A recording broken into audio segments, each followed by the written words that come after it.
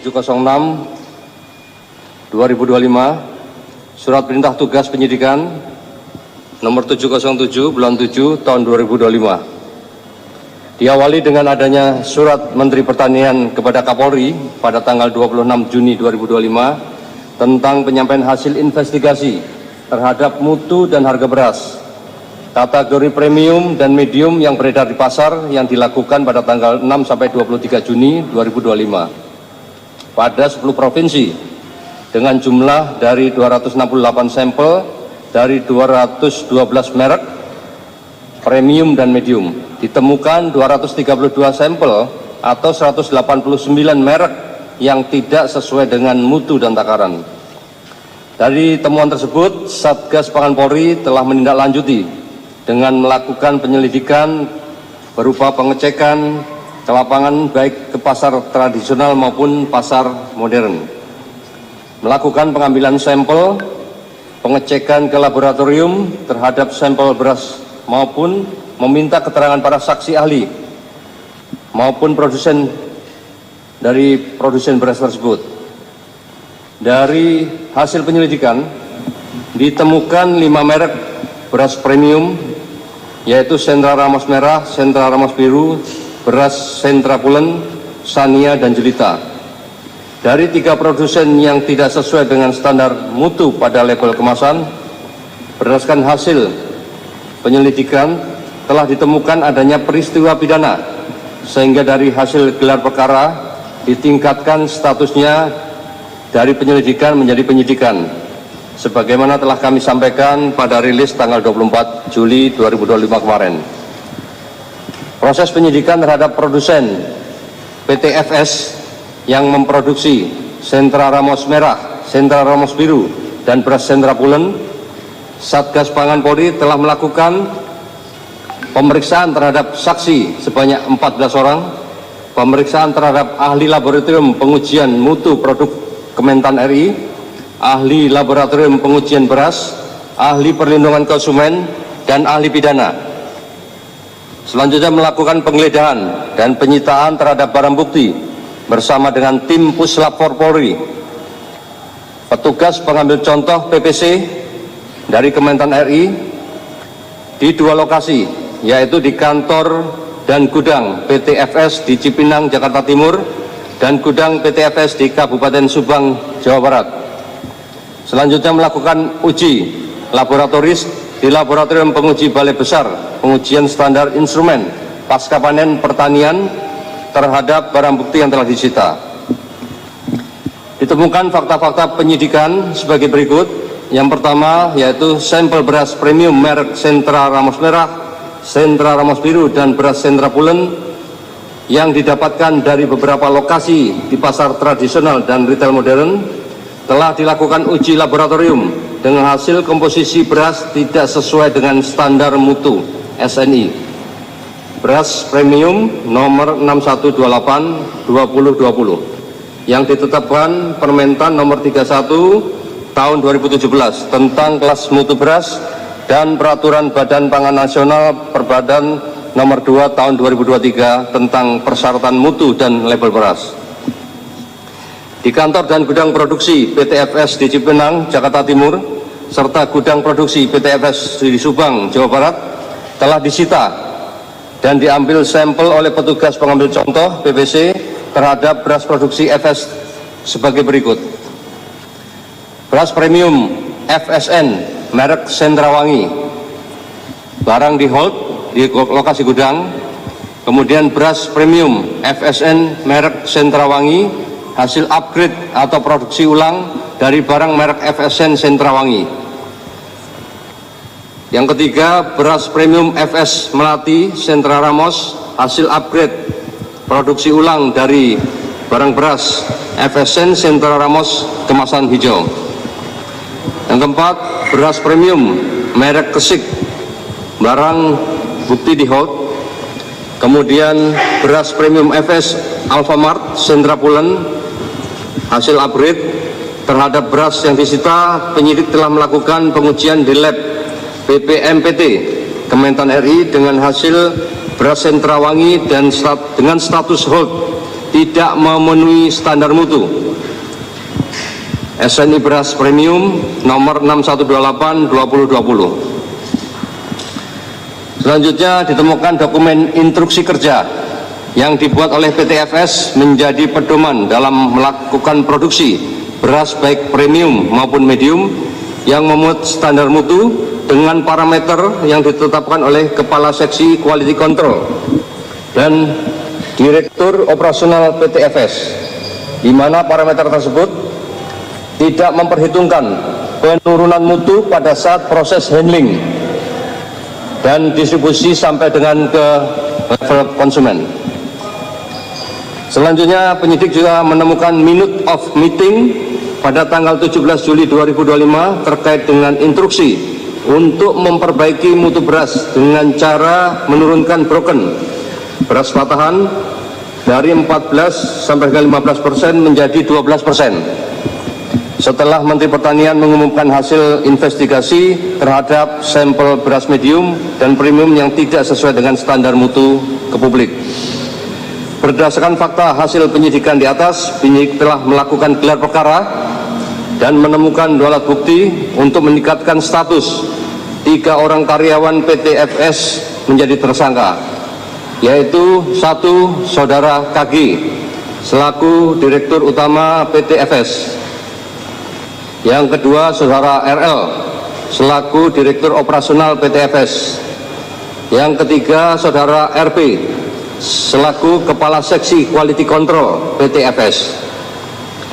Modus operandi, pelaku usaha melakukan produksi dan memperdagangkan beras premium tidak sesuai standar mutu SNI beras premium nomor 6128/2020 yang ditetapkan Permentan nomor 31 tahun 2017 tentang kelas mutu beras dan peraturan Badan Pangan Nasional Perbadan nomor 2 tahun 2023 tentang persyaratan mutu dan label beras. Barang bukti yang telah disita yaitu beras total 132,65 ton dengan rincian kemasan 5 kilo. Berbagai merek beras premium produksi PT-FS sebanyak 127,3 ton. Yang kedua, menyita kemasan 2,5 kg berbagai merek beras premium produksi PT-FS sebanyak 5,35 ton. Selanjutnya penyidik juga melakukan penyitaan dokumen legalitas dan sertifikat penunjang.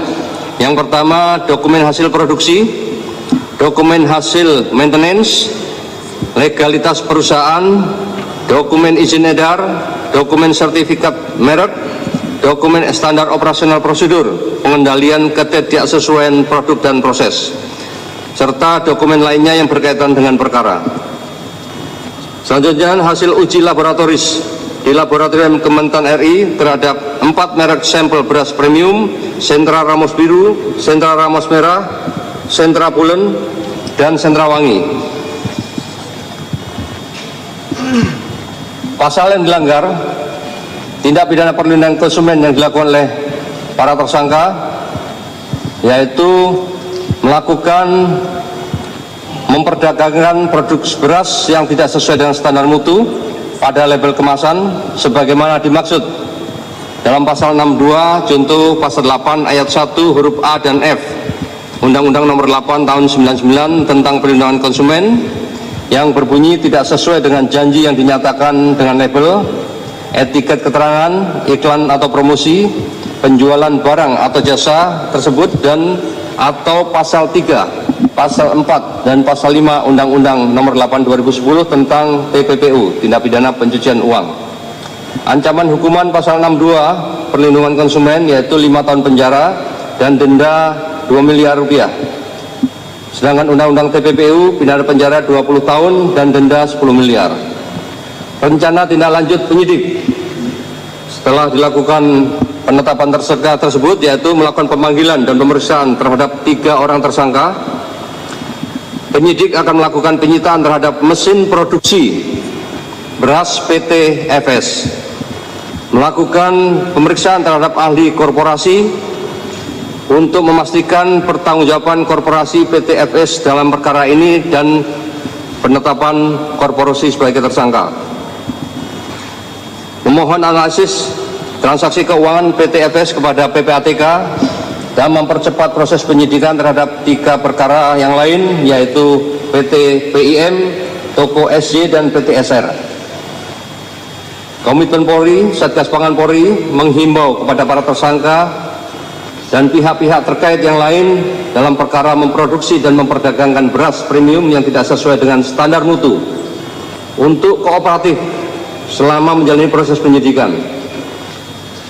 Polri berkomitmen untuk terus melakukan penyelidikan dan penyidikan terhadap segala tindak pidana di bidang pangan, khususnya peredaran beras yang tidak sesuai dengan standar mutu, sebagai tindak lanjut arahan Bapak Presiden Republik Indonesia, Bapak Jenderal TNI Purnawirawan Prabowo Subianto, untuk menindak tegas para pelaku usaha yang melakukan praktek-praktek curang yang merugikan konsumen dan melanggar ketentuan yang berlaku guna menjaga stabilitas pangan nasional.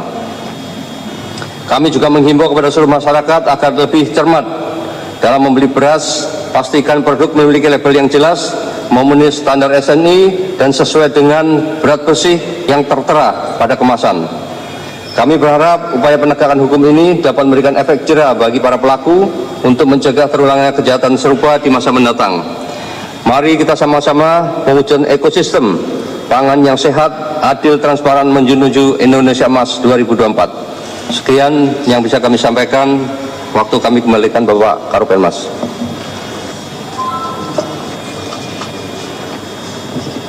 Baik, terima kasih Bapak Direktur. Teman-teman, pada saat kemarin ya, Bapak Kapolri juga telah menyampaikan bahwasannya secara hilir dalam proses penindakan atau penegakan hukum telah dilakukan tindakan-tindakan yang sudah disampaikan oleh Pak Direktur. Namun tentunya secara proses hulu, Satgas Pangan juga melakukan tindakan-tindakan preventif yang tentunya melakukan pengawasan dan mengawal kurang lebih 63.688 pasar yang harus diawasi, dan ada 9.000 kurang lebih pasar tradisional dan juga 53.000 lebih retail modern. Maka dari itu pemantauan dan pengawasan tentu tetap dilakukan, dan dalam proses penegakan hukum ini juga Bapak Kapolri memastikan pasokan beras tetap akan ada di lapangan dan tidak terganggu, sehingga kemudian masyarakat juga tetap mendapatkan beras sesuai dengan yang dibutuhkan oleh masyarakat. Itu rekan-rekan, saat ini saya buka sesi pertanyaan. Sesi pertama kami persilakan kepada 3 penanya, tolong disebutkan nama dan nama medianya, kami persilakan.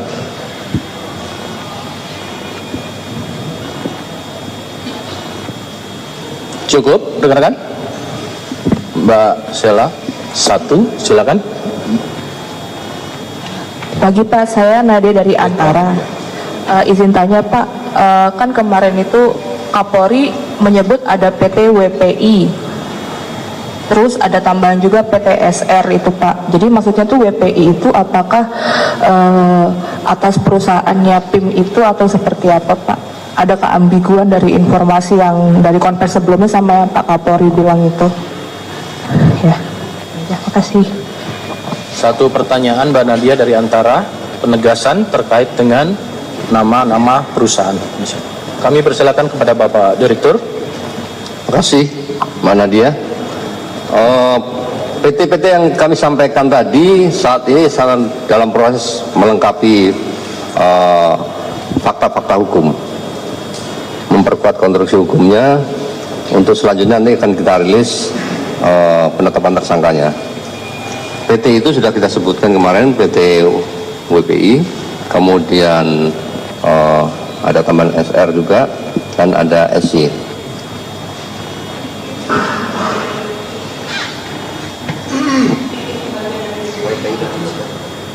PIM,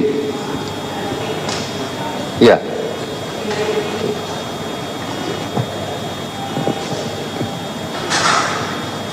Ada lagi rekan-rekan? Ya, silakan. Kompas dari Metro TV. Silakan satu-satu dulu.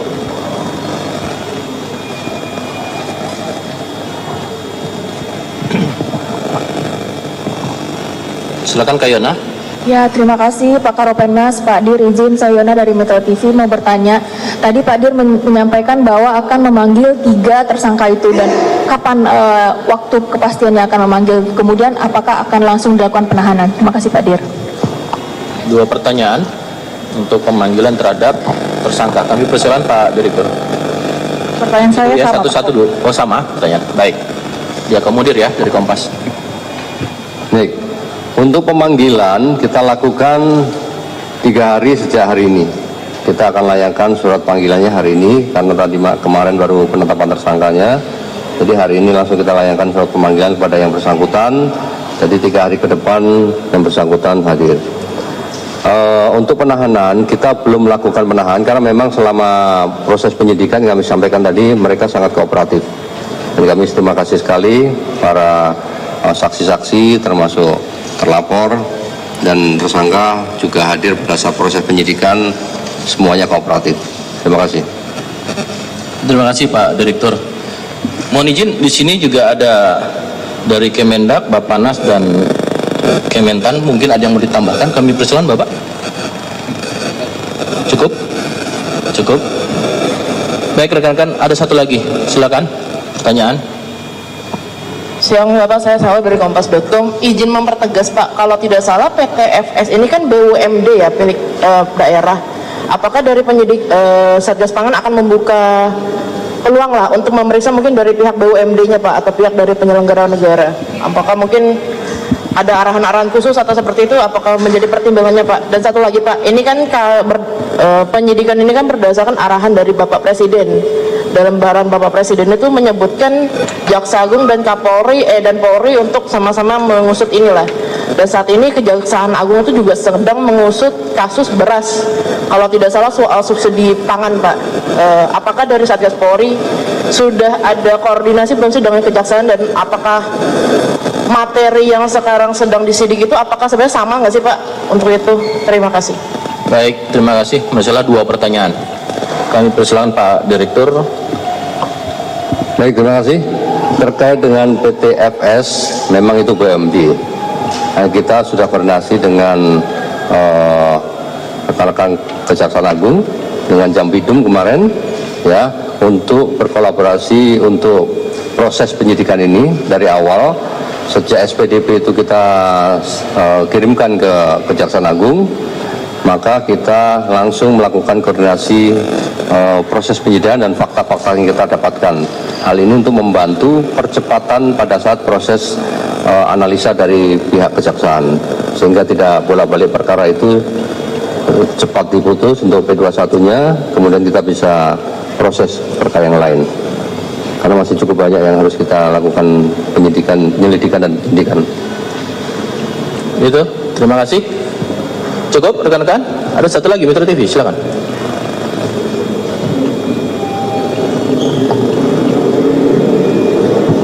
Baik, izin Pak, terima kasih sebelumnya. Saya Amel dari Metro TV. Pertanyaan saya ada 2 Pak. Ini kan ada 2 produsen lain ini yang sudah masuk penyidikan namun masih belum ditetapkan sebagai tersangka. Apakah memang masih menunggu bukti lain? Dan yang kedua, ini kemarin dari Kejagung juga sudah melakukan pemanggilan untuk melihat bagaimana distribusi dari keuangan yang dilakukan oleh perusahaan ini. Lalu apakah dari pihak Kejagung komunikasinya bersama dari yang lainnya, sinergitasnya oke? Sejauh ini sudah sampai mana Pak? Terima kasih. Terima kasih Mbak Amel. Pertanyaannya 2 pertanyaan yang kami tangkap. Kami persilakan Pak Direktur untuk bisa menjawab. Terima kasih. Untuk 2 produsen yang lain, semuanya bersamaan kita kan, timnya sudah dibagi, ya kan? Tentunya proses penyidikan ini kan tidak serta-merta langsung disita, tidak serta-merta langsung ditetapkan tersangka. Semuanya butuh proses. Kita membangun konstruksi hukum yang kuat, ya, alat buktinya juga harus kuat, sehingga nanti tidak mempersulit JPU pada saat membuat rendak atau penuntutan. Analisa yang dilakukan oleh mereka akan lebih mudah. Makanya tidak ada celah hukum untuk memperlemah proses penyidikan kita atau pembuktian kita. Makanya kita tidak bisa buru-buru, ya, tapi pasti terus berjalan. Ya, tim kami semuanya bergerak, bukan hanya dalam proses pemeriksaan saja, tapi juga ke lapangan mencari bukti-bukti lain yang bersesuaian, ya kan, berkaitan dengan perkara ini.